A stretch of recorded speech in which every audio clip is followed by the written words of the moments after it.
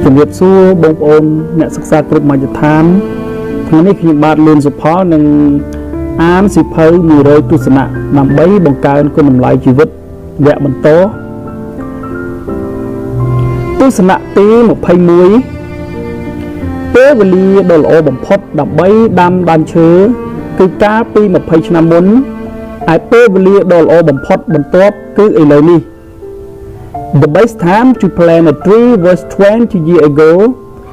The second best time is now. សុភាសិតចិន Chinese proverb មនុស្សយើងគ្រប់រូបដែលទទួលបានជោគជ័យនិងលទ្ធផលល្អនៅក្នុងពេលបច្ចុប្បន្ននេះមិនមែននៅសុខក៏ទទួលបានលទ្ធផលភ្លាមដែរប៉ុន្តែពួកគេបានឆ្លងកាត់ការតស៊ូការខិតខំប្រឹងប្រែងនិងសេចក្តីអត់ធ្មត់តាំងពីដើមមកម្លេះវាក៏មិនខុសប្លែកអ្វីពីដើមឈើដែលអ្នកប្រទះឃើញថាវាលូតលាស់ធំឡើងយ៉ាងត្រឈឹងត្រឈៃក៏ដោយសារតែវាត្រូវបានគេដាំតាំងពីយូរយារណាស់មកហើយអាស្រ័យហេតុនេះប្រសិនបើមនុស្សយើងគ្រប់រូបដែលទទួលបានជោគជ័យនិងលទ្ធផលល្អនៅក្នុងពេលអនាគតនេះមិនមែននៅសុខក៏ទទួលបានលទ្ធផលភ្លាមដែរ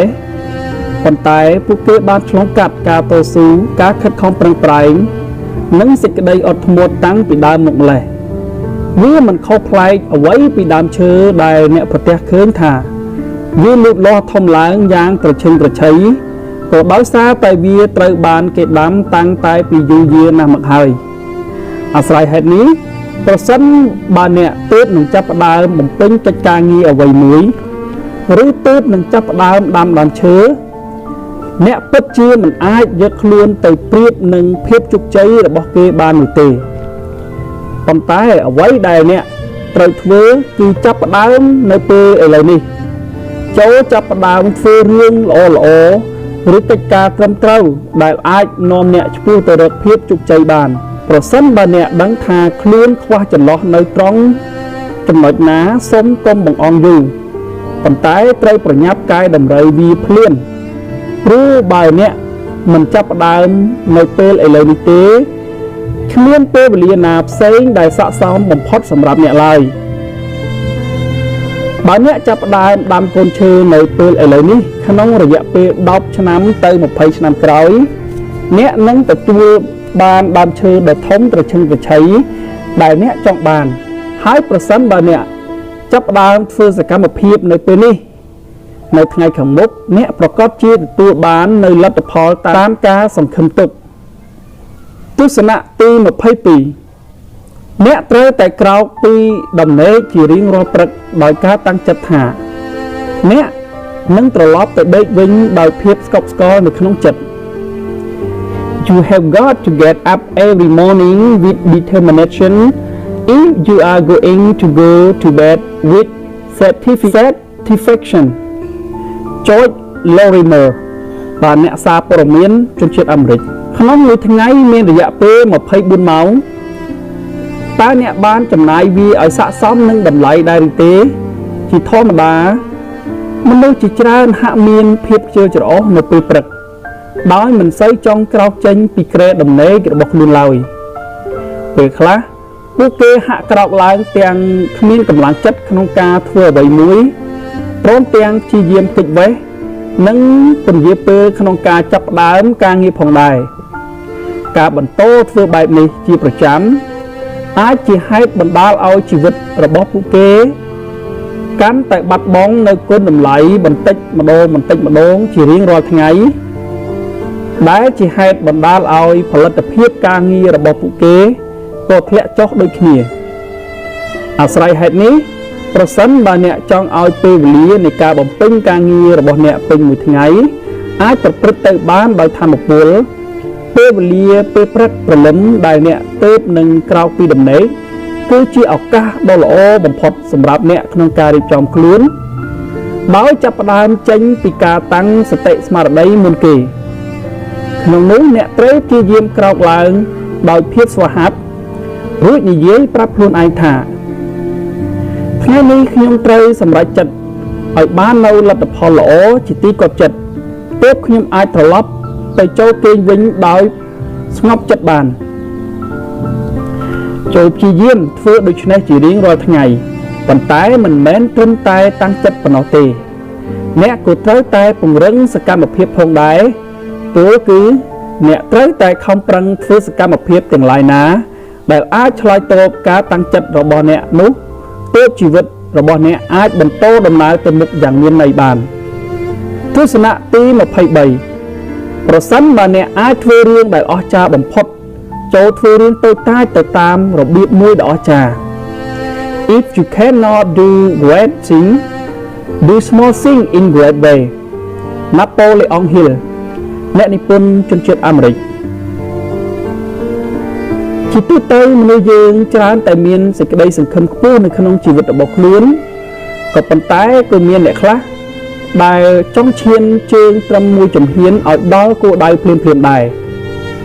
នោះពេលដែលលទ្ធផលមិនសមប្រកបវាក៏ប្រែក្លាយទៅជាសម្ពាធផ្លូវចិត្តអ្នកខ្លះទៀតក៏មានអារម្មណ៍ថាកិច្ចការដែលខ្លួនកំពុងធ្វើហាក់សាមញ្ញពេកទាំងដែលពួកគេមិនទាន់បានខំប្រឹងធ្វើវាឲ្យអស់ពីសក្តានុពលផងនោះហើយពួកគាត់ក៏ងាកទៅស្រវៃស្រវាធ្វើកិច្ចការងារផ្សេងទាំងដែលគ្មានគោលដៅច្បាស់លាស់តតែសោះតាមពិតទៅមនុស្សដែលទទួលបានភាពជោគជ័យនៅក្នុងជីវិតមិនមែនសុទ្ធសឹងតែដោយសារពួកគេបានធ្វើអ្វីដែលអស្ចារ្យបំផុតនោះឡើយប៉ុន្តែពួកគេទទួលបានភាពជោគជ័យដោយសារតែពួកគេផ្ដល់តម្លៃដល់គ្រប់កិច្ចការទាំងអស់នោះទោះបើវាជាកិច្ចការតូចតាចយ៉ាងណាក៏ដោយហើយខំប្រឹងធ្វើវាយ៉ាងអស់ពីសមត្ថភាពដូច្នេះហើយប្រសិនបើអ្នកចង់ទទួលបានជោគជ័យអ្នកមិនត្រូវរើសអើងឬរងចាំតតែកិច្ចការងារធំដុំទើបធ្វើឡើយប៉ុន្តែអ្នកក៏បីងាកមកពង្រឹងសមត្ថភាពរបស់ខ្លួនឲ្យកាន់តែរឹងមាំ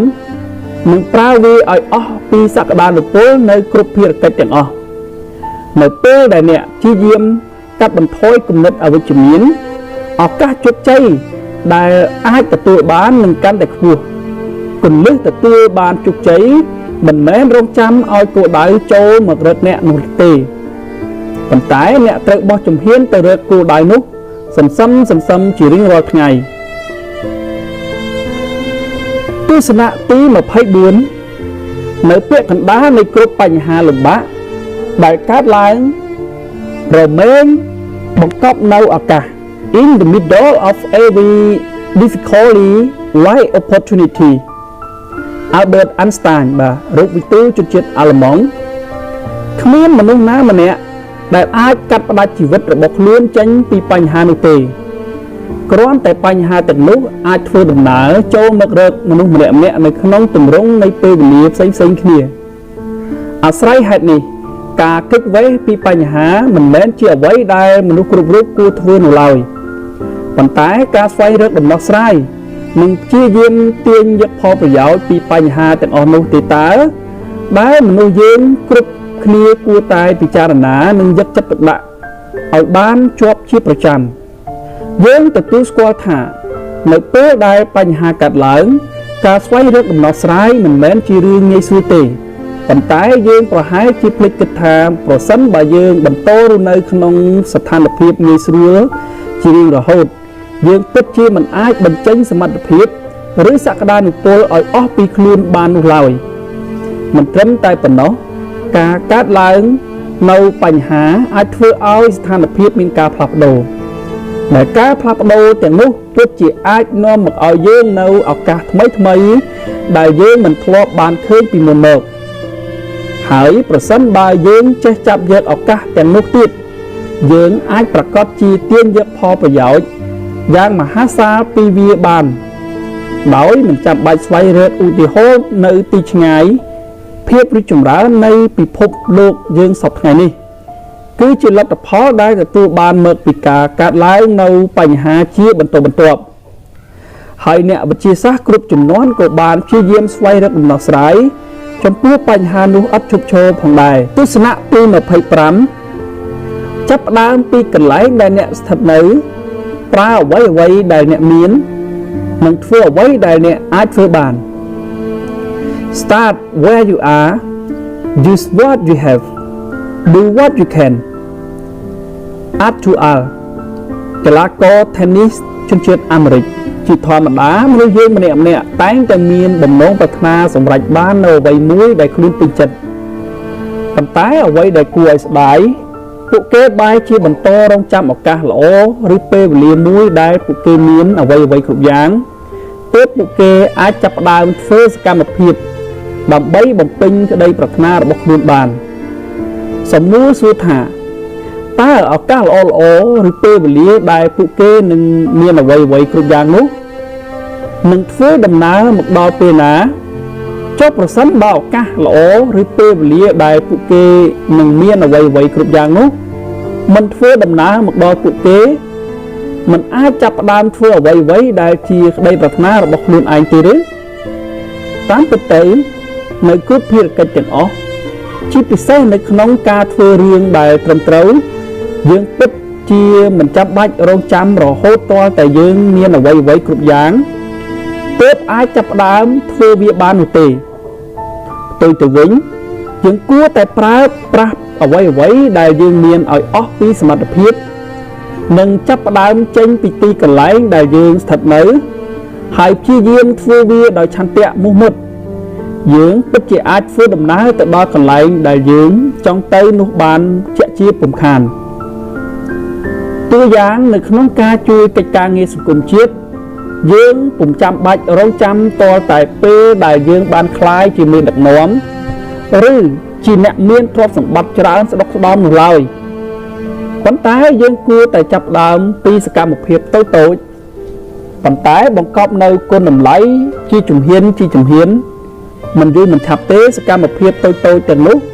នឹងបន្តរីកចម្រើនទៅមុខជាលំដាប់នឹងក្លាយជាប្រយោជន៍ដ៏ធំចំពោះសង្គមជាតិជាក់ជាមិនខានទស្សនៈទី26មិនថាទៅដល់ទីណាក៏ដោយសូមធ្វើអ្វីឲ្យអស់ពីដួងចិត្ត Wherever you can go with all your heart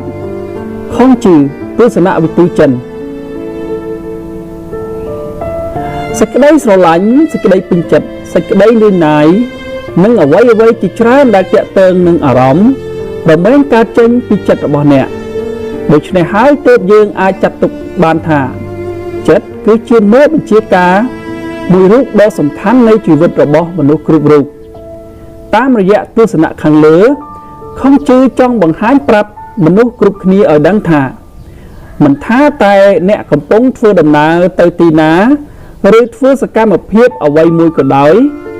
សូមកុំភ្លេចធ្វើវាឲ្យអស់ពីចិត្តប្រកបដោយការខិតខំប្រឹងប្រែងឲ្យខ្ពស់អស់ពីសមត្ថភាពនោះអ្នកនឹងធ្វើវាបានសម្រេចនៅលទ្ធផលជាទីគាប់ចិត្តដ៏ល្អបំផុតសម្រាប់ខ្លួនឯង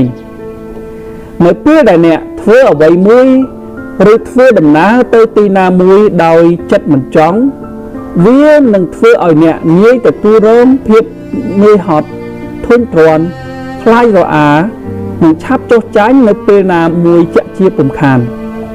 ប៉ុន្តែនៅពេលដែលអ្នកធ្វើអ្វីមួយឲ្យអស់ពីចិត្តដោយក្តីស្រឡាញ់ក្នុងកិច្ចការងារនោះមិនថាវាមានលក្ខណៈលំបាកយ៉ាងណាក៏ដោយអ្នកនឹងនៅតែខំប្រឹងតស៊ូពុះពៀជំនះលើវាដើម្បីឲ្យបានទៅដល់គោលដៅដែលខ្លួនបានដៅទុកអ្នកត្រូវចងចាំថានៅពេលដែលសកម្មភាពអ្នកកំពុងធ្វើស្របតាមសេចក្តីពេញចិត្តរបស់ខ្លួនភាពនឿយហត់នឹងរលាយបាត់ទៅយ៉ាងឆាប់រហ័សហើយជ័យជំនះនឹងធ្វើដំណើរមករកអ្នកយ៉ាងងាយទស្សនៈទី27ជើងឯកគ្រប់រូបគឺជាកីឡាករដែលមិនបោះបង់ចោលការប្រកួត Every champion was one a contender that didn't give up Gabby Douglas បាទអត្តពលិកជនជាតិអាមេរិកនៅពេលដែលមនុស្សគ្រប់គ្នាលើពាក្យថាជើងឯកឬបុកគល់ឆ្នើមពួកគេតែងតែសម្គាល់ឬគិតថាជាជើងឯកគឺជាមនុស្សម្នាក់ដែលមានភាពជោគជ័យឬសំណាងខ្ពស់ហើយពួកគេក៏ចង់ប្រាថ្នាឲ្យខ្លួនឯងក្លាយទៅជាជើងឯក ឬបុគ្គលជោគជ័យដូចអ្នកទាំងអស់នោះដែរប៉ុន្តែតាមពិតទៅនៅពេលដែលខ្លួនពួកគេគិតឃើញឬលើកឡើងដូច្នេះពួកគេមិនទាន់បានក្តោបខ្លឹមសារដ៏ពិតប្រាកដនៃពាក្យថាជើងឯកនោះទេអ្វីដែលស្ថិតនៅពីក្រោយខ្នងរបស់ជើងឯកគ្រប់រូបមិនមែនគ្រាន់តែជាសំណាងឬជោគជ័យតាំងពីដើមទីមកនោះឡើយប៉ុន្តែវាបានប្រមូលផ្ដុំនៅរឿងរ៉ាវជាច្រើនមិនថាតែការខិតខំប្រឹងប្រែងអំណត់ជាយាមបរាជ័យឧបសគ្គបញ្ហានិងក្តីសង្ឃឹមជាច្រើនប៉ុន្តែអ្វីដែលបានជំរុញឲ្យពួកគេ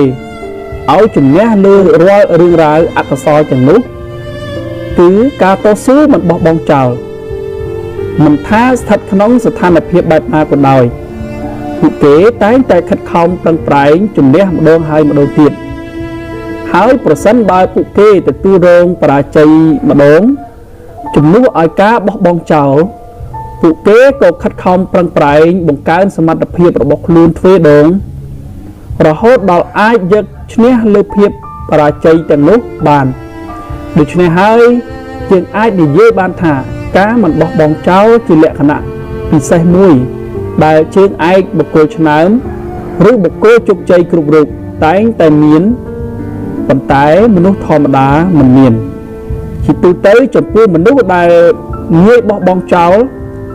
ទោះបីពួកគេមានទេពកោសល្យយ៉ាងពិសេសក៏ដោយក៏ពួកគេមិនអាចក្លាយជាជើងឯកមួយរូបបានដែរទស្សនៈទី28ត្រូវរីករាយពីអ្វីដែលអ្នកមាននៅខណៈដែលអ្នកកំពុងខំប្រឹងដើម្បីទទួលបានអ្វីដែលអ្នកចង់បាន Be happy with that you have while working for what you want Helen Keller អ្នកនិពន្ធជនជាតិអាមេរិកមនុស្សគ្រប់រូបតែងតែមានមហិច្ឆតានិងគោលដៅនៅក្នុងជីវិតរៀងៗខ្លួនដើម្បីសម្រេចបាននូវគោលដៅទាំងនោះវាទាមទារឲ្យយើងខិតខំ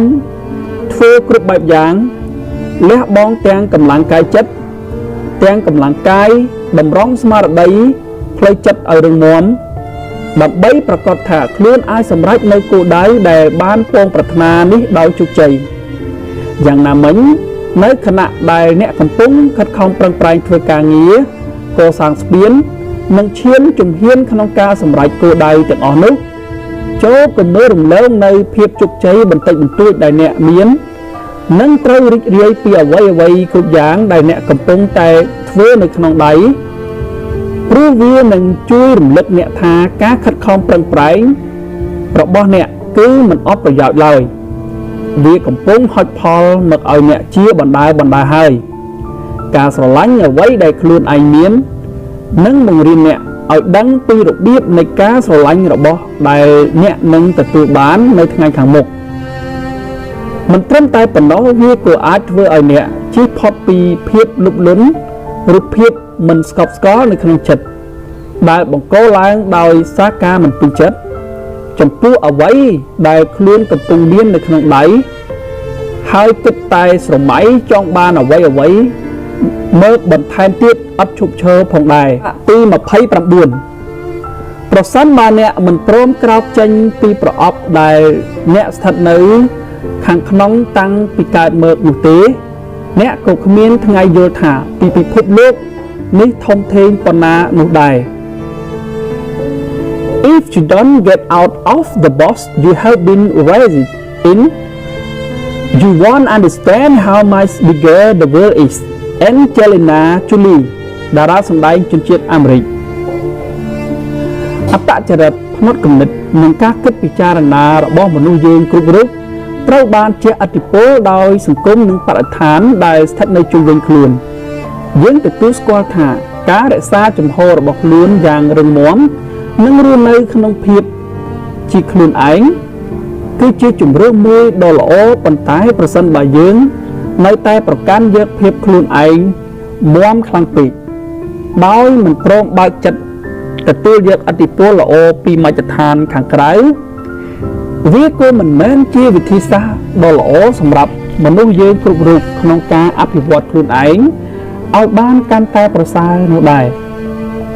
ក្នុងនោះប្រសិនបើ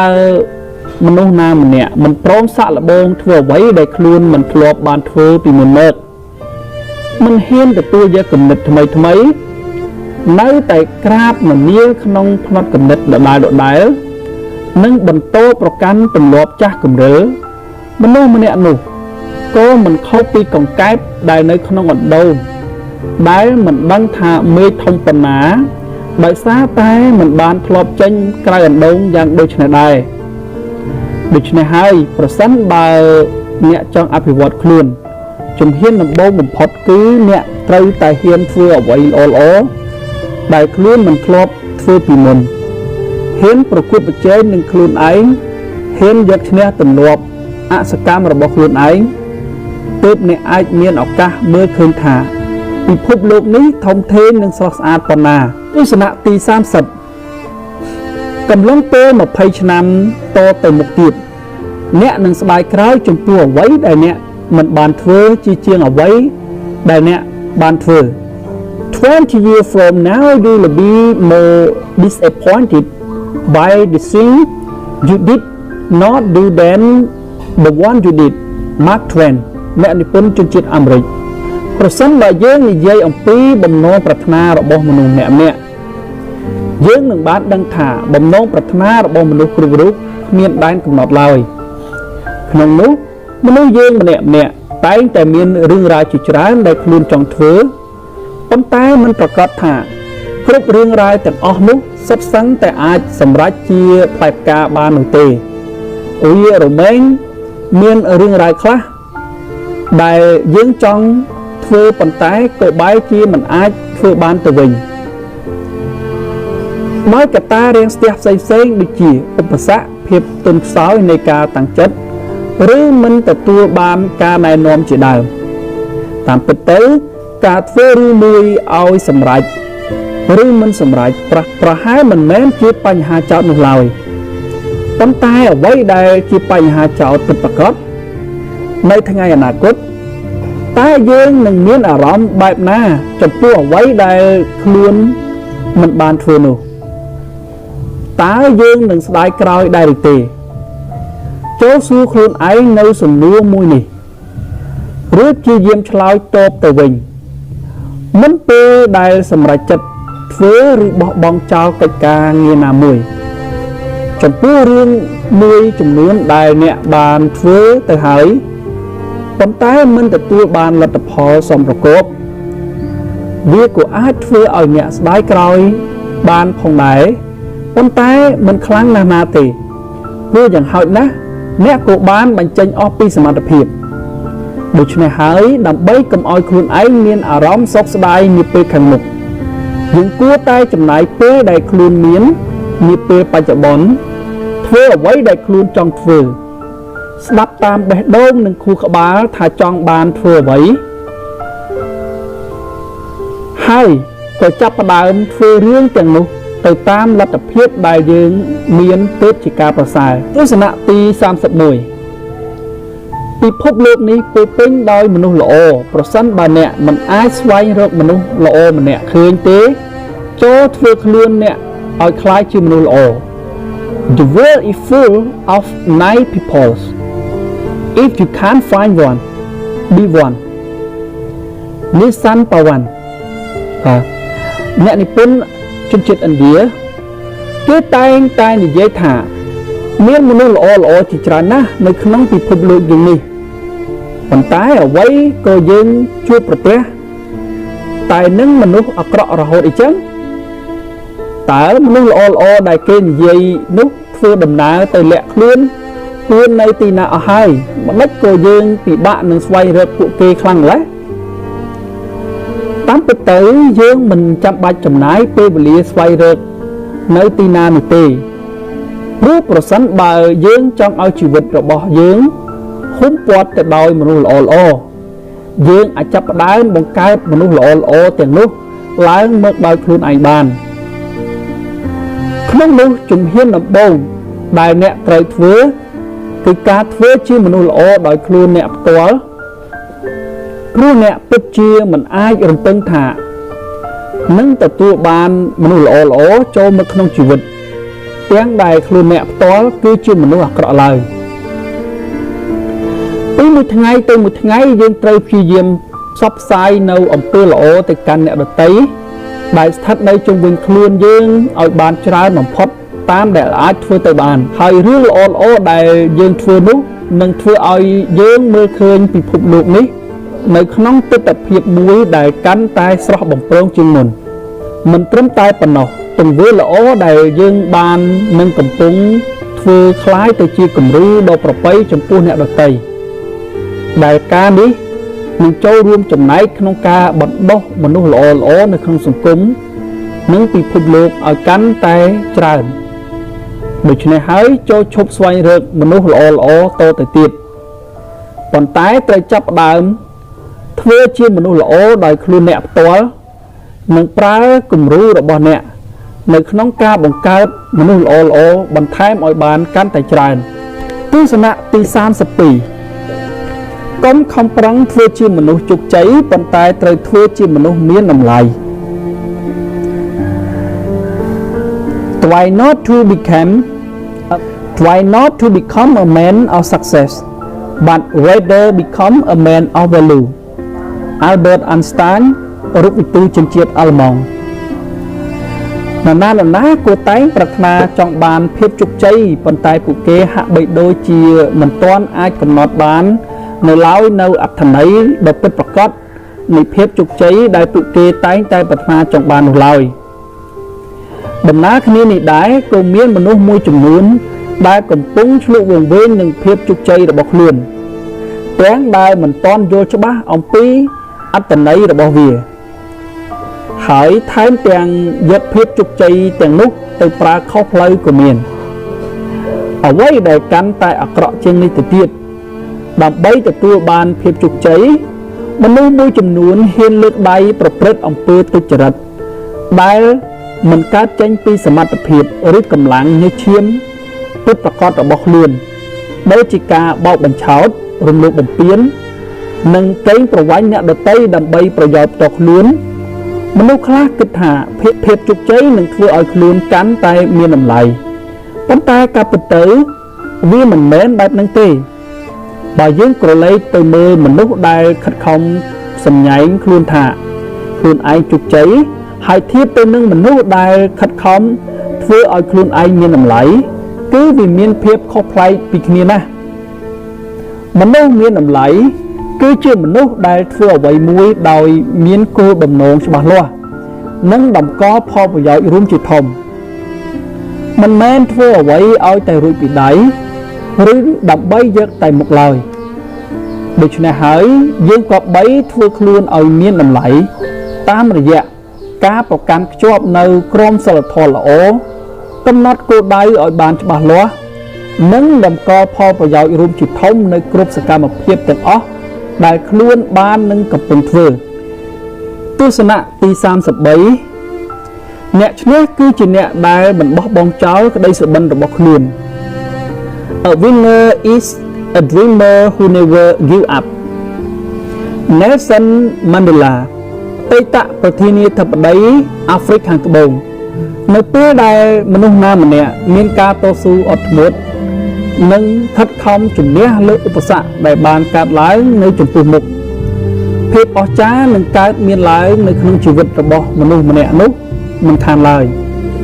ជាទូទៅមនុស្សយើងគ្រប់រូបតែងតែមានក្តីសុបិនដូចគ្នាប៉ុន្តែអ្វីដែលជាភាពខុសគ្នាគឺឆន្ទៈនិងសេចក្តីអត់ធ្មត់ដើម្បីឈោងទៅចាប់ក្តីសុបិនទាំងនោះនឹងប្រែក្លាយទៅជាការពិតមនុស្សមួយចំនួនមានក្តីសុបិនដែលអស្ចារ្យខ្លាំងណាស់ប៉ុន្តែពួកគេក៏ងាយនឹងបោះបង់ចោលដែរដោយសារតែពួកគេមិនបានដាក់ការបដិញ្ញាឲ្យរឹងមាំលើក្តីសុបិននោះតាំងពីដំបូងខុសប្លែកពីអ្នកដទៃខ្លះទៀតក្តីសុបិនរបស់ពួកគេមើលទៅពិតជាសាមញ្ញខ្លាំងណាស់ប៉ុន្តែវាជា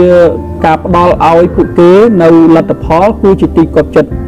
និងស្ទើរតែនឹកស្មានមិនដល់ក៏មានដែរអាស្រ័យហេតុនេះហើយមិនថាក្តីសុបិនរបស់អ្នកស្ថិតនៅក្នុងទម្រង់បែបណានោះទេការបដិញ្ញាចិត្តឲ្យបានរឹងមាំនិង មិនងាយដកថយដោយសារឧបសគ្គបន្តិចបន្តួចគឺជាជំហានដ៏សំខាន់ដែលនឹងប្រែក្លាយសុបិនឲ្យទៅជាការពិតទស្សនៈទី34ប្រសិនបើសុបិនរបស់អ្នកមិនអាចបន្លាចអ្នកបានទេសុបិនទាំងនោះហាក់នៅតូចតាចខ្លាំងណាស់ If your dream don't scare you they are too small Richard Branson អ្នកជំនួញជនជាតិអាមេរិកមនុស្សដែលមានក្តីសុបិនឬមានក្តីសុបិនតូចតាចពេកភាគច្រើនរមែងមានភាពមិនសូវហាក់ស្វាហាប់និងមិនសូវព្យាយាមឲ្យបានខ្លាំងក្លាអស់ពីសមត្ថភាពរបស់ខ្លួនឡើយពលគឺពួកគេនិយមធ្វើបានប៉ុន្មានយកតែប៉ុណ្ណឹងជាទូទៅសុបិនតូចតាចអាចធ្វើឲ្យសកម្មភាពរបស់យើងធ្លាក់ចុះឬប្រព្រឹត្តទៅដោយគ្មានភាពជាក់លាក់ព្រោះចិត្តដែលធ្វើការក្នុងសភាពមិនដឹងឬពេលកំពុងដេកលក់របស់យើងគិតថាសុបិនមួយនោះហាក់មានលក្ខណៈងាយស្រួលពេកនិងមិនសំខាន់ដូច្នេះវាមិនបានធ្វើឲ្យដកជាប់នៅក្នុងការគិតរបស់យើងឡើយសុបិនចង់ហូបបាយកកនិងសុបិនចង់ហូបភីហ្សាគឺពិតជាខុសប្លែកពីគ្នាខ្លាំងណាស់ចំណែកឯសុបិនចង់ខ្លាយជាកូនទាហាននិងសុបិនចង់ខ្លាយជាមេបញ្ជាការក៏រឹតតែមានលក្ខណៈខុសគ្នាផងដែរព្រោះមនុស្សដែលគ្រាន់តែចង់ធ្វើត្រឹមតែជាកូនទាហាននិងមិនសូវជាចង់អភិវឌ្ឍខ្លួនប៉ុន្មានឡើយដោយពួកគេពេញចិត្តនឹងស្ថានភាពដដែលដែលពួកគេរស់នៅសពថ្ងៃនេះទៅហើយប៉ុន្តែបើកូនទាហានម្នាក់សុបិនចង់ខ្លាយជាមេបញ្ជាការគេច្បាស់ជាខិតខំអភិវឌ្ឍខ្លួនឲ្យមានសមត្ថភាពកាន់តែខ្លាំងតាមរយៈការសិក្សារៀនសូត្រនិងសង្វាតធ្វើកិច្ចការងារជាច្រើនទស្សនៈទី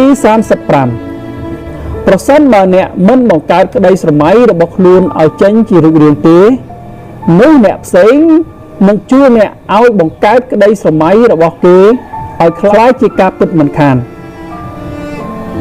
You don't build your dream someone else will hire you to help them build their ពីរំភៃអំបានីបាទអ្នកជំនាញជនជាតិឥណ្ឌាមនុស្សដែលមានគោលដៅនិងក្តីស្រមៃច្បាស់លាស់នឹងបានស្គាល់ច្បាស់អំពីបុព្វហេតុនៃជីវិតរបស់ខ្លួនថាខ្លួនរស់នៅដើម្បីអ្វីនោះពួកគេនឹងបោះជំហានទៅមុខប្រកបដោយភាពជឿជាក់បំផុតផ្ទុយទៅវិញមនុស្សដែលមិនមានក្តីស្រមៃឬមិនដឹងអំពីបុព្វហេតុនៃជីវិតច្បាស់ថាត្រូវរស់នៅដើម្បីអ្វីក៏មិនប្លែកអ្វីពីទូកដែលកំពុងត្រាចចូលនៅលើមហាសាគរដ៏ធំល្វឹងល្វើយដែលមិនដឹងកោះត្រោយនៅទីណាដូច្នេះដែរភាពខុសគ្នារវាងមនុស្សដែលមានក្តីស្រមៃនិងមនុស្សដែលគ្មានក្តីស្រមៃគឺស្ថិតនៅត្រង់ថាមនុស្សមានក្តីស្រមៃបានចំណាយពេលវេលាគ្រប់វិនាទីនៅក្នុងជីវិតរបស់គេដើម្បីសាងក្តីស្រមៃដែលបានកប់ទុកនៅក្នុងចិត្តរបស់គេនោះឲ្យលេចចេញជារូបរាងឡើងខុសប្លែកពីមនុស្សដែលគ្មានក្តីស្រមៃពួកគេនឹងចំណាយពេលវេលាក្នុងជីវិតរបស់គេដោយគ្មានគោលជំហរច្បាស់លាស់ដោយមិនទាំងយល់នៅអ្វីដែលខ្លួនកំពុងធ្វើពេលខ្លះក៏ផ្លាស់ប្ដូរជំហរទៅតាមលុយឬឥទ្ធិពលមជ្ឈដ្ឋានខាងក្រៅជាដើមអាស្រ័យហេតុនេះហើយទើបមនុស្សដែលមានគោលដៅនិងក្តីស្រមៃតែងតែប្រើមនុស្សឲ្យមានក្តីសុបិនឲ្យជួយសម្រេចក្តីសុបិនរបស់គេបានយ៉ាងងាយស្រួលជំពូកទី2ទំនាក់ទំនងដ៏ស្រស់បំព្រងនៅក្នុងជីវិតទស្សនៈទី36ខ្ញុំបានដឹងថាមនុស្សគ្រប់គ្នានឹងបំភ្លេចអ្វីដែលអ្នកបាននិយាយព្រមទាំងអ្វីដែលអ្នកបានធ្វើ ប៉ុន្តែពួកគេនឹងមិនបំភ្លេចអារម្មណ៍ដែលអ្នកបានផ្ដល់ទៅឲ្យពួកគេឡើយ I have learned that people will forget what you said. People will forget what you did, but people will never forget how you made them feel. Angelo អ្នកនិពន្ធជនជាតិអាមេរិកទំនាក់ទំនងរបស់មនុស្សកើតឡើងជាច្រើនសន្តានដែលអាចជាលក្ខណៈបុគ្គលលក្ខណៈក្រុមដោយផ្ទាល់ដោយប្រយោលនិងអាចស្ដែងឡើងតាមរយៈការនិយាយស្ដីឬសកម្មភាពនានានិងមិនត្រឹមតែប៉ុណ្ណោះរាល់ពាក្យសម្ដីនិងសកម្មភាពដែលមនុស្សទាំងនោះបានប្រើប្រាស់និងប្រព្រឹត្តដើម្បីប្រស្រ័យទាក់ទងគ្នារមែងប៉ះទង្គិចឬជាអតិពលដល់អារម្មណ៍របស់ភាគីណាមួយដោយចេតនាឬអចេតនាដែលអាចធ្វើឲ្យភាគីណាមួយនោះមានអារម្មណ៍រីករាយរំភើបអាក់អន់ស្រពន់ចិត្តស្អប់ឬខឹងសម្បារជាដើមទោះជាយ៉ាងណាក៏ដោយនៅពេលដែលពេលវេលាចេះតែរំកិលទៅមុខពាក្យសម្ដីឬសកម្មភាពដែលបានកើតឡើងក្នុងរូបភាពណាមួយនោះនឹងคล้ายទៅជាស្រមោលតែប៉ុណ្ណោះហើយរូបភាពទាំងនោះក៏អាចនឹងរសាត់ចេញឆ្ងាយពីមនុស្សផងដែរប៉ុន្តែអ្វីដែលនៅដិតដាមជាប់នឹងមិនអាចបំភ្លេចបានពីក្នុងការចងចាំរបស់មនុស្សម្នាក់ៗដែលជាភាគីពាក់ព័ន្ធក្នុងចំណងតាក់ទងនោះគឺអារម្មណ៍ដែលជាលទ្ធផលនៃពាក្យសម្ដីនិងសកម្មភាពទេតើព្រោះមិនថាទៅដល់ទីកន្លែងណាឬពេលវេលាណាមួយនោះទេអារម្មណ៍ដែលបានកើតឡើងទៅហើយនោះនឹងនៅដិតដាមជាប់ជានិច្ចអាស្រ័យហេតុនេះហើយប្រសិនបើអ្នកចង់ឲ្យទំនាក់ទំនងរបស់អ្នកបន្តដំណើរទៅមុខដោយមានភាពល្អប្រសើរចូលមានភាពប្រុងប្រយ័ត្នចំពោះអ្វីដែលអ្នកបានធ្វើឬនិយាយចេញទៅដែលអាចនឹងបង្កផលប៉ះពាល់ដល់ភាគីម្ខាងទៀតបានទស្សនៈទី37គ្មានទេពាក្យថាលីហើយចំពោះពួកយើងមិនថាអ្នកនៅទីណាក៏ដោយអ្នកនឹងស្ថិតនៅក្នុងចិត្តរបស់ខ្ញុំជានិច្ច There are no goodbye for us. Wherever you are, you will always be in my heart. មហាថ្មគុន្ធីមេដឹកនាំចលនាអហិង្សារបស់ប្រទេសឥណ្ឌាលីហើយគឺជាពាក្យមួយម៉ាត់យ៉ាងខ្លីប៉ុន្តែមនុស្សជាច្រើនបានកំពុងស្ថិតនៅក្នុងទំនាក់ទំនងដ៏ល្អជាមួយនឹងនរណាម្នាក់ហាក់មិនចង់ជួបឬស្ដាប់ឮវានោះឡើយលីហើយគឺជាសញ្ញាណដែលបង្ហាញថាពេលវេលាដែលត្រូវឃ្លាតបានឈានមកចូលមកដល់ហើយចំពោះមនុស្សទាំងឡាយណាដែលកសាងនៅទំនាក់ទំនងមួយដែលបង្កប់នៅក្តីស្រឡាញ់គុណធម៌និងភាពស្មោះត្រង់គោរពការចោះសម្រងគ្នាដ៏ល្អនិងការចេះជួយទំនុកបម្រុងគ្នាជាដើមនោះពាក្យថាលីហើយសឹងតែថាជាពាក្យអពមង្គលចំពោះពួកគេទៅហើយអាស្រ័យហេតុនេះពួកគេមិនប្រាថ្នាចង់ស្ដាប់ឬវាតតែសោះទោះជាយ៉ាងណាក៏ដោយគ្មាននរណាម្នាក់ឬអ្វីមួយដែលអាចមកហាមឃាត់រឿងបំរុងនឹងកើតឡើងបានឡើយទោះបីការចាក់ចែងរបស់មនុស្សឬភាគីជាទីគោរពស្រឡាញ់នោះមានរយៈពេលយូរឬឆាប់រយៈចម្ងាយឆ្ងាយឬជិតក៏ដោយក៏យើងពិតជាមិនអាចជៀសផុតពីការស្ដាប់ឬពាក្យថាលីហើយបានដែរប៉ុន្តែអ្វីដែលយើងអាចធ្វើបានគឺយើងត្រូវតែប្រើចិត្តដែលជាទីកក់ក្ដៅទីសុវត្ថិភាពទីចងចាំដ៏ល្អបំផុតសម្រាប់រក្សាទុកនៅអនុស្សាវរីយ៍នៃទំនាក់ទំនងដ៏ល្អបំផុតដែលយើងធ្លាប់បានកសាងជាមួយគ្នាកន្លងមកតាមរយៈការធ្វើបែបនេះយើងនៅតែផ្សារភ្ជាប់ផ្លូវចិត្តក្បែរគ្នាជានិច្ចហើយពាក្យថាលីហើយក៏មិនអាចកាត់ផ្ដាច់ទំនាក់ទំនងដែលយើងមានជាមួយគ្នាបានដែរទស្សនៈទី38រឿងដែលឈឺចាប់បំផុតគឺការបោះបង់ចោលខ្លួនឯងដើម្បីផ្ដល់ក្តីស្រឡាញ់យ៉ាងជ្រាលជ្រៅទៅឲ្យនរណាម្នាក់រហូតដល់ភ្លេចថាអ្នកក៏ជាមនុស្សពិសេសម្នាក់សម្រាប់ខ្លួនឯងដែរ The most painful thing is losing yourself in the process of loving someone too much and forgetting that you are special too ក្តីស្រឡាញ់តែងកើតមានឡើងចំពោះមនុស្សគ្រប់គ្នាប៉ុន្តែក្តីស្រឡាញ់បែបងុបងល់នឹងអ្វីមួយឬនរណាម្នាក់អាចនឹងធ្វើឲ្យអ្នកបាត់បង់ភាពម្ចាស់ការលើខ្លួនឯង ជាពិសេសនៅពេលដែលអ្នកព្យាយាមផ្លាស់ប្ដូរភាពជាខ្លួនឯងដើម្បីរស់នៅជាមួយមនុស្សម្នាក់ផ្សេងទៀតស្របតាមការចង់បានរបស់អ្នកដទៃក្នុងបំណងផ្គាប់ចិត្តមនុស្សដែលអ្នកស្រឡាញ់នោះការធ្វើបែបនេះប្រៀបដូចជាការសម្ដែងដែលគង់មានថ្ងៃណាមួយអ្នកនឹងធុញទ្រាន់ចំពោះការសម្ដែងមួយនោះជាក់ជាពំខានអាស្រ័យហេតុនេះប្រសិនបើអ្នកចង់ឲ្យទំនាក់ទំនងនៅក្នុងជីវិតរបស់អ្នកពោពេញទៅដោយពន្លឺយ៉ាងស្រស់បំព្រង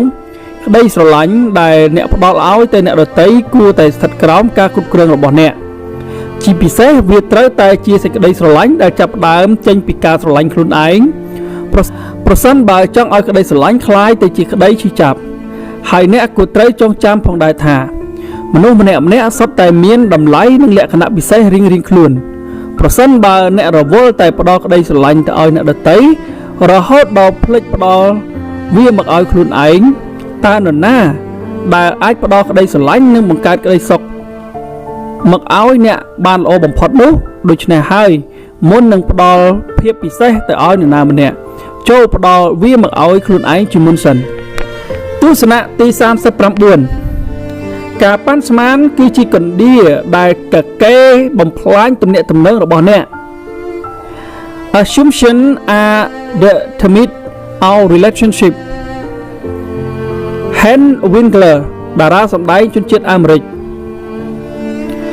ទំនាក់ទំនងមួយដ៏ល្អរមែងទាមទារឲ្យភាគីទាំងសងខាងចេះយល់ចិត្តនិងចេះជជែកពិភាក្សាគ្នាព្រមទាំងស្ដាប់យោបល់គ្នាទៅវិញទៅមក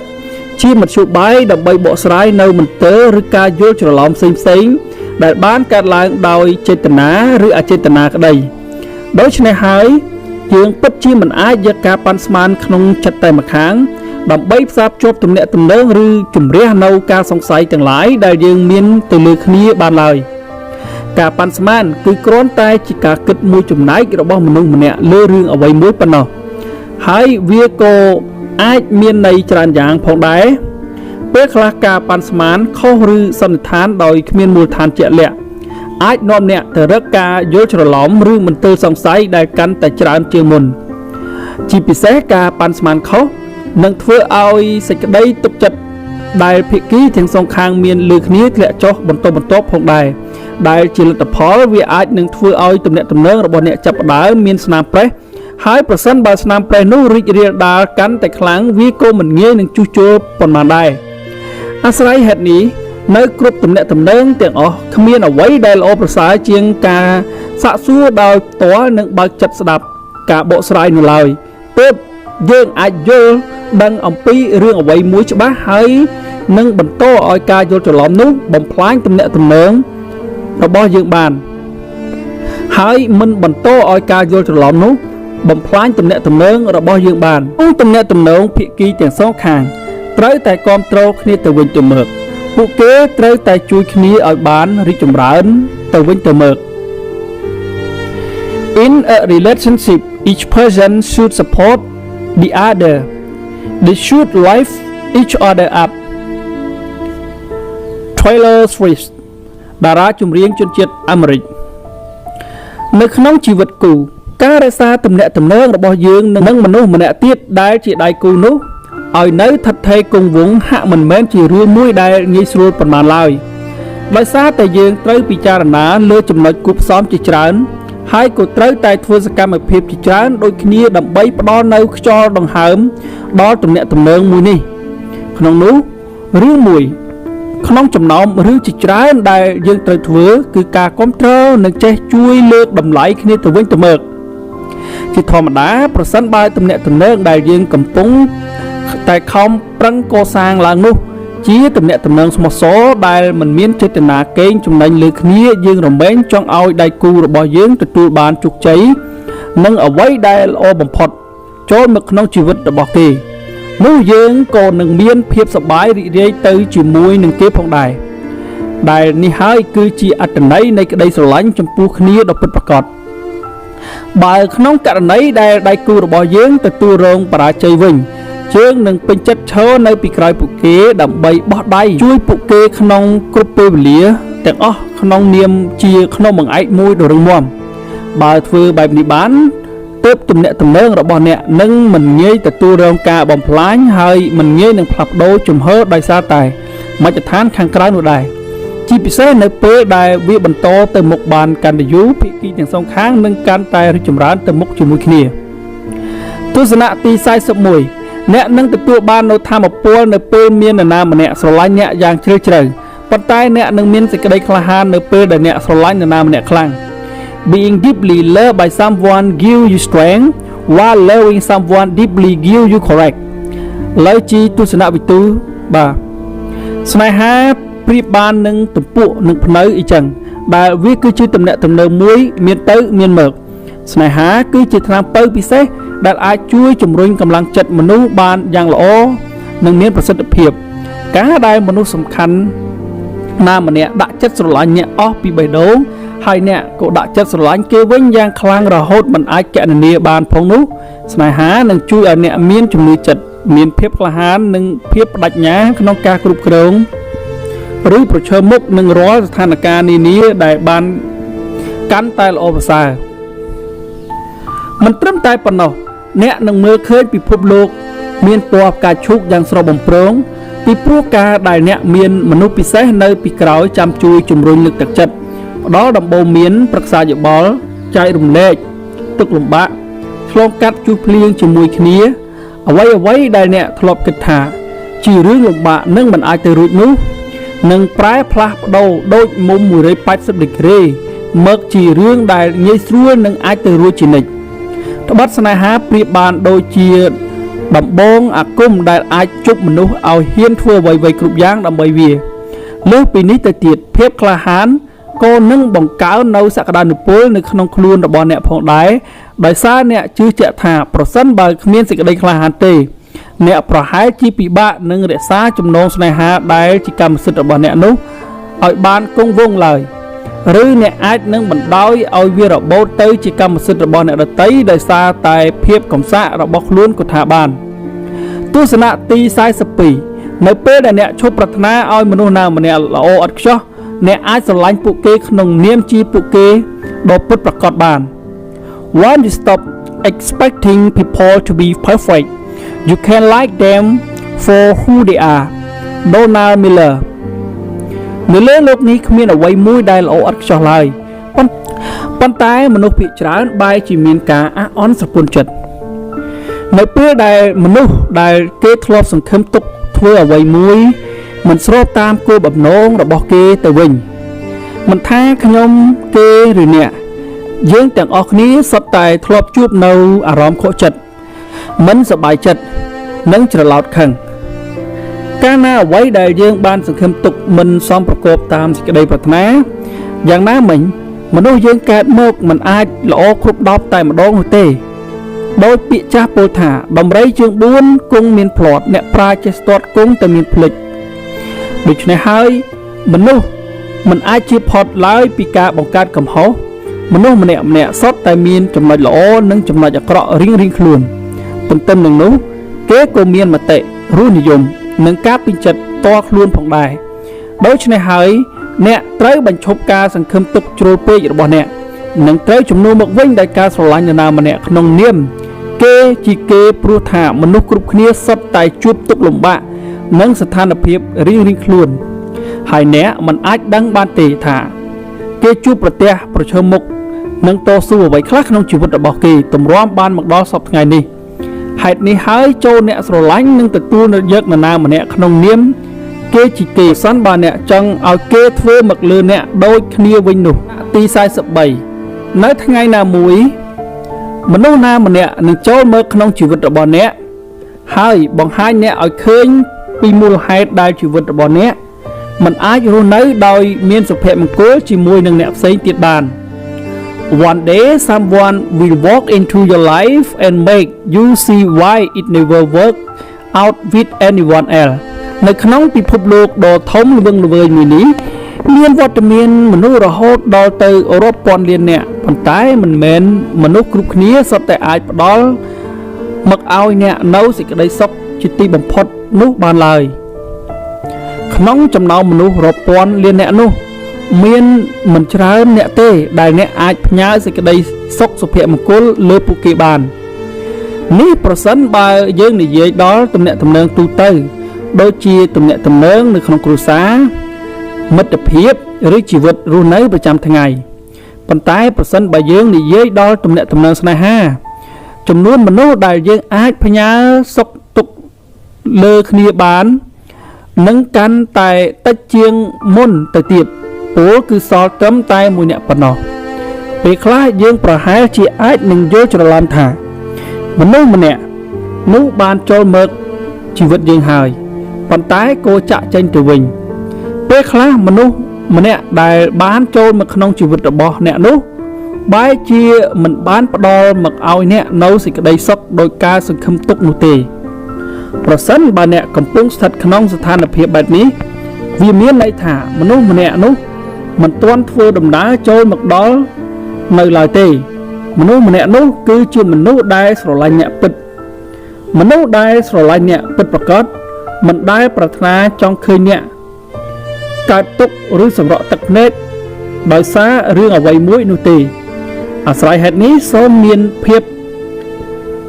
អត់ធ្មត់បន្តិចនិងរងចាំការចូលមកដល់របស់គេនៅថ្ងៃខាងមុខនៅពេលដែលគេចូលមកដល់អ្នកនឹងមានអារម្មណ៍ថាមនុស្សម្នាក់នឹងហើយដែលអ្នកនឹងផ្ញើសុភមង្គលពេញមួយជីវិតទស្សនៈទី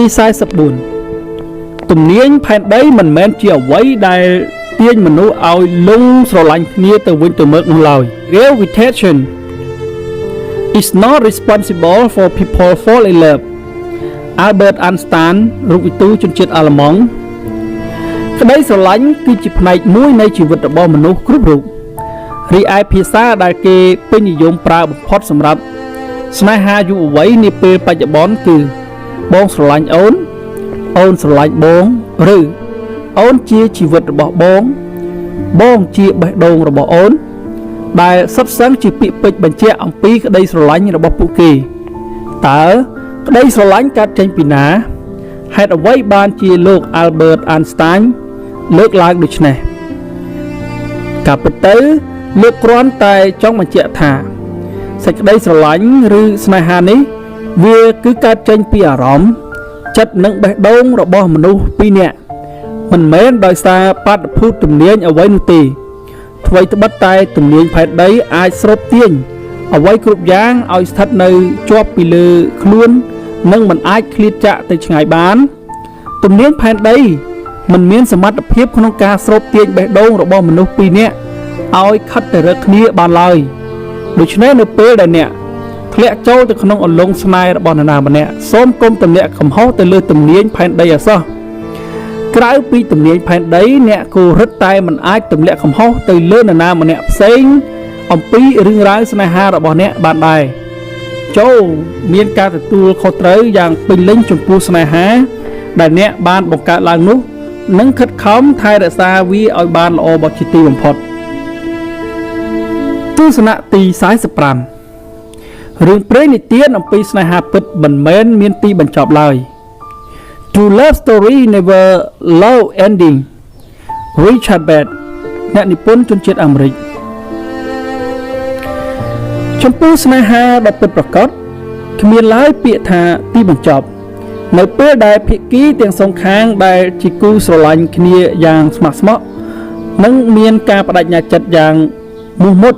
នៅក្នុងទំនាក់ទំនងរបស់ខ្លួននៅពេលដែលមនុស្សពីរនាក់ស្រឡាញ់គ្នាពិតពួកគេនឹងគិតថាការលាចាកពីគ្នាគឺជារឿងដ៏សោកសៅបំផុតដូច្នេះហើយពួកគេនឹងខិតខំប្រឹងប្រែងធ្វើគ្រប់បែបយ៉ាងដើម្បីរក្សាទំនាក់ទំនងមនុស្សនិងខ្លួនស្រឡាញ់បំផុតនោះឲ្យថិតថេរនឹងក្បែរខាងគេជារៀងរហូតលើសពីនេះទៅទៀតមនុស្សដែលស្រឡាញ់គ្នាពិតប្រាកដប្រមែងប្រាថ្នាសូមឲ្យពេលវេលាដែលពួកគេនៅក្បែរគ្នាមិនចេះរលត់សាបសូន្យហើយប្រសិនបើពួកគេអាចមានជីវិតអមតៈដើម្បីនឹងរស់នៅជាមួយគ្នាពេញមួយជីវិតទៀតពួកគេនឹងទទួលយកដោយអំណរជាទីបំផុតផ្ទុយទៅវិញចំពោះចំណងស្នេហាដែលមិនច្បាស់លាស់ឬមិនបានកើតចេញពីក្តីស្រឡាញ់ដ៏ពិតប្រាកដ ភាគីទាំងសងខាងងាយនឹងមានអារម្មណ៍ធុញទ្រាន់ចំពោះគ្នាហើយក៏មិនបានដាក់ការបដិញ្ញាចិត្តរួមគ្នាដើម្បីឲ្យទំនាក់ទំនងដែលខ្លួនបានកសាងនោះគង់វង្សជារៀងរហូតនោះដែរមិនត្រឹមតែប៉ុណ្ណោះពួកគេនឹងនៅតែបន្តស្វែងរកអ្នកផ្សេងដែលពួកគេស្រឡាញ់ពិតប្រាកដឬអាចផ្ដល់មកឲ្យពួកគេនៅសេចក្តីសុខជាងមនុស្សដែលពួកគេកំពុងរស់នៅជាមួយរាល់ថ្ងៃនោះដល់ពេលមួយដែលពួកគេបានរកឃើញហើយពួកគេប្រកាសជាកាត់ផ្ដាច់ទំនាក់ទំនងស្នេហាដែលពួកគេកំពុងមានស្រាប់នោះភ្លាមដោយគ្មានស្ដាយស្រណោះអ្វីឡើយទស្សនៈទី46ស្នេហាគឺជាល្បែងមួយដែលមនុស្សពីរនាក់អាចលេងជាមួយគ្នានិងអាចឈ្នះបានទាំងសងខាង Love is a game that two can play and both can win Eva Gabor តារាសម្ដែងជនជាតិអាមេរិកហុងគ្រីជាធម្មតានៅក្នុងការលេងល្បែងរមែងមានអ្នកឈ្នះនិងអ្នកចាញ់ក៏ប៉ុន្តែការលេងល្បែងស្នេហាមិនដូចជាការលេងល្បែងទូទៅឡើយព្រោះថាការលេងល្បែងស្នេហារវាងមនុស្សពីរនាក់តម្រូវឲ្យឈ្នះទាំងសងខាងដើម្បីជាថ្នូរនៃសុភមង្គលដ៏ពិតប្រាកដជាការពិតណាស់មនុស្សគ្រប់គ្នាតែងប្រាថ្នាចង់បាននៅជីវិតគូដែលពោរពេញដោយរសជាតិនៃសុភមង្គលដ៏ពិតប្រាកដក៏ប៉ុន្តែសុភមង្គលបែបនេះមិនអាចកើតឡើងឡើយប្រសិនបើមិនមានការសហការរវាងមនុស្សពីរនាក់ដែលជាគូជីវិតនឹងគ្នាព្រោះថាបុព្វហេតុនៃសុភមង្គលកើតឡើងដោយសារការយោគយល់និងអធ្យាស្រ័យឲ្យគ្នាទៅវិញទៅមកយើងទទួលស្គាល់ថាជីវិតស្នេហារវាងបុគ្គលពីរនាក់ពិតជាជៀសមិនផុតពីការឆ្លុះប្រកែកគ្នានិងការកសាងនៅកំហុសបន្តិចបន្តួចនោះឡើយដូច្នេះអ្នកគួរតែដោះស្រាយបញ្ហាទាំងនោះដោយចិត្តត្រជាក់បំផុតនិងផ្ដល់ឱកាសឲ្យភាគីម្ខាងទៀតក្នុងការកែប្រែនៅកំហុសមួយនោះដោយមិនត្រូវដាក់បន្ថែមនៅកំហុសទៅឲ្យម្ខាងទៀតនោះដោះស្រាយនោះទេព្រោះគឺអ្នកក៏បីដោះស្រាយបញ្ហារួមគ្នាតាមរយៈការធ្វើបែបនេះភាគីទាំងពីរសុទ្ធតែទទួលបានជ័យជំនះក្នុងការលេងល្បែងស្នេហានេះដូចគ្នាហើយស្នេហារបស់ពួកគេនឹងនៅថិតថេរបានយូរអង្វែងគ្មានអ្នកចាញ់ហើយក៏គ្មានពាក្យឈឺចាប់ដូចជាការលេងល្បែងទូទៅនោះដែរទស្សនៈទី47សេចក្តីស្រឡាញ់គឺជាធម៌ពលមួយដែលមានអានុភាពអាចកែប្រែពីសត្រូវទៅជាមិត្តបាន Love is the only force capable of transforming an enemy into a friend Martin Luther King ការបង្ហាញក្តីស្រឡាញ់ចំពោះនរណាម្នាក់មិនមែនជាទង្វើដែលហួសសម័យនោះឡើយហើយវាក៏មិនធ្វើឲ្យអ្នកខាតបង់អ្វីដែរព្រោះគឺនៅពេលដែលអ្នករឹតតែបង្ហាញអ្នកនឹងរឹតតែទទួលបានវាមកវិញព្រមទាំងចម្រើននៅសេចក្តីសុខចេញពីវាផងដែរសេចក្តីស្រឡាញ់គឺជាធម៌ពលដែលយើងមើលមិនឃើញប៉ះមិនបានប៉ុន្តែវាបានពលយ៉ាងជ្រៅដល់អារម្មណ៍របស់មនុស្សយើងម្នាក់ហើយធម៌ពលនោះទៀតសោតក៏មានអានុភាពអាចកែប្រែពីកាចទៅជាស្លូតអាក្រក់ទៅជាល្អឬការស្អប់គុំគួនទៅជាក្តីអាណិតមេត្តាទៅវិញឧបមាថាមាននរណាម្នាក់ស្អប់អ្នកឬព្យាយាមឈ្នានីអ្នកប៉ុន្តែអ្នកនៅតែបន្តរក្សាភាពស្ងៀមស្ងាត់ហើយខំប្រឹងគ្រប់គ្រងផ្លូវចិត្តរបស់អ្នកបានយ៉ាងល្អជាពិសេសនៅតែបន្តរក្សានិងផ្សាយចេញនៅសេចក្តីស្រឡាញ់ឥតលក្ខខណ្ឌដោយគ្មានការរើសអើងឬចងគំនុំត្រឡប់ទៅវិញអានុភាពនៃក្តីស្រឡាញ់នោះអាចនឹងជួយរំសាយភាពស្អប់របស់គេបានដោយឯងមនុស្សគ្រប់គ្នាសុទ្ធតែមានបេះដូងហើយចំណីដ៏ឆ្ងាញ់ពិសារបស់បេះដូងគឺសេចក្តីស្រឡាញ់នៅពេលដែលសេចក្តីស្រឡាញ់ចូលមកដល់បេះដូងរបស់នរណាម្នាក់ហើយភាពអវិជ្ជមានទាំងឡាយក៏នឹងសាបសូន្យទៅវិញផងដែរដូច្នេះហើយប្រសិនបើអ្នកចង់ឲ្យពិភពនេះពោរពេញទៅដោយសន្តិភាពសាមគ្គីភាពនិងមេត្តាធម៌ចំពោះគ្នាទៅវិញទៅមកចូលកុំបញ្ឈប់ការផ្សាយចេញនូវសេចក្តីស្រឡាញ់ដ៏ស្មោះសរនិងភាពពិតប្រាកដទស្សនៈទី48ចំណងអាពាហ៍ពិពាហ៍ដ៏ជោគជ័យទី ទាមទារឲ្យភាគីទាំងសងខាងលងស្រឡាញ់គ្នាជាច្រើនលើកច្រើនសារដោយមិនផ្លាស់ប្ដូរទៅលងស្រឡាញ់អ្នកផ្សេងទៀតឡើយ A successful marriage requires falling in love many times always with the same person Mark Lafollin អ្នកសារព័ត៌មានជនជាតិអាមេរិកពេលវេលាតែងតែដើរទៅមុខជារៀងរហូតហើយមនុស្សក៏បានផ្លាស់ប្ដូរតាមពេលវេលាស្របពេលដែលការស្រឡាញ់ក៏កើនឡើងឬថយចុះតាមពេលវេលាដូចគ្នានៅពេលដែលពេលវេលាបន្តទៅមុខបានកាន់តែយូរក្តីស្រឡាញ់កាន់តែកើនឡើង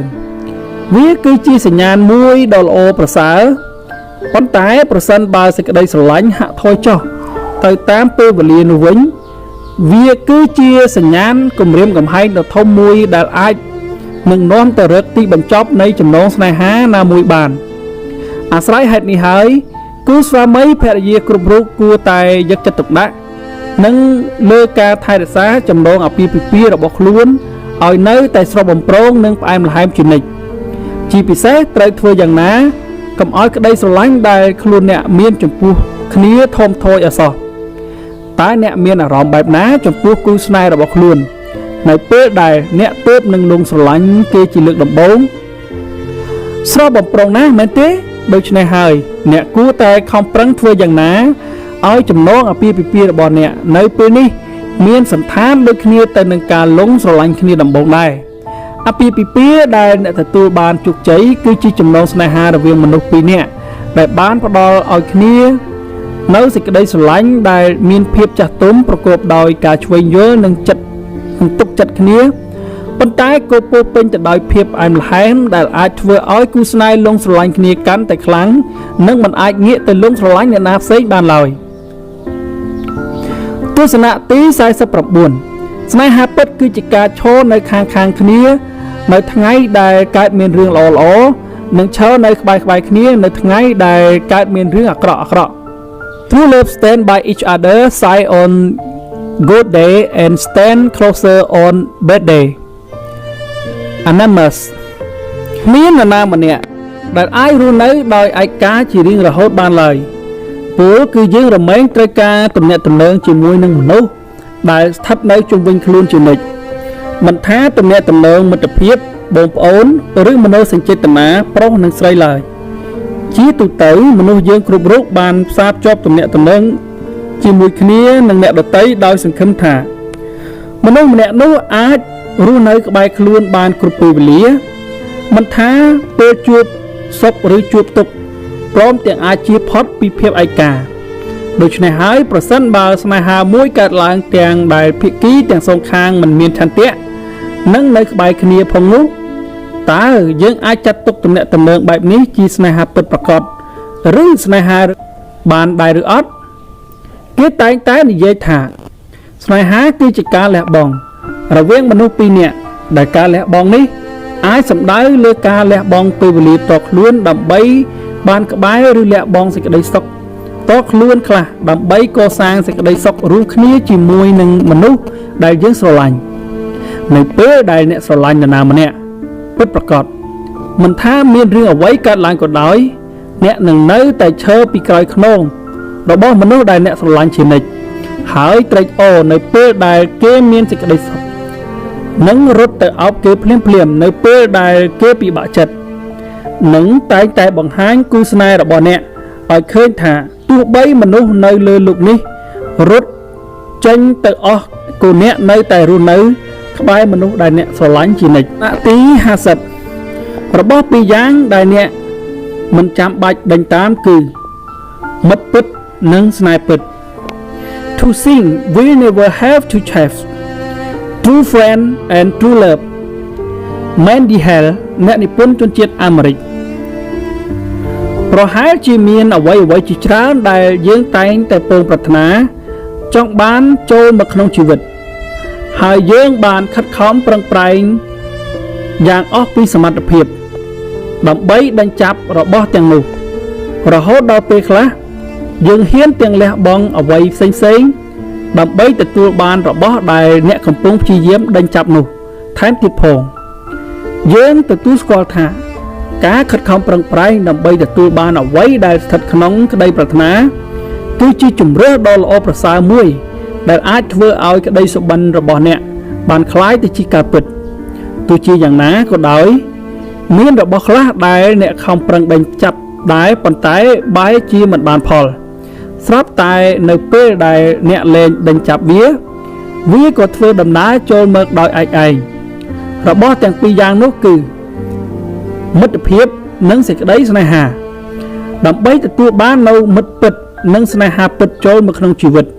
អ្នកមិនចាំបាច់ធ្វើដំណើរទៅដេញចាប់វាឬព្យាយាមផ្លាស់ប្ដូរខ្លួនដើម្បីសម្របតាមវាឡើយអ្នកគ្រាន់តែត្រូវរស់នៅក្នុងនាមជាខ្លួនឯងឲ្យពេញលេញបំផុតដើម្បីឲ្យអ្នកដទៃទទួលស្គាល់អ្នកក្នុងនាមជាអ្នកមិនមែនក្នុងនាមជាមនុស្សคล้ายៗដែលអ្នកខំប្រឹងសម្ដែងឲ្យគេឃើញនោះទេលើសពីនេះទៅទៀតចូលបន្តរក្សាសេចក្តីល្អនៅក្នុងចិត្តនិងផ្សព្វផ្សាយវាដោយឥតលក្ខខណ្ឌពេលនោះមនុស្សដែលចូលចិត្តនិងស្រឡាញ់អ្នកពិតប្រាកដឬមនុស្សដែលកំពុងដើរលើផ្លូវស្របជាមួយនឹងអ្នកនឹងចូលមកដឹកដៃអ្នកដើម្បីធ្វើដំណើរទៅមុខជាមួយគ្នាក្នុងនាមជាមិត្តពិតឬគូស្នេហ៍ពិតជាក់ជាពំខានសម្រាប់វីដេអូមួយនេះគឺបញ្ចប់ត្រឹមតែប៉ុណ្ណេះបាទ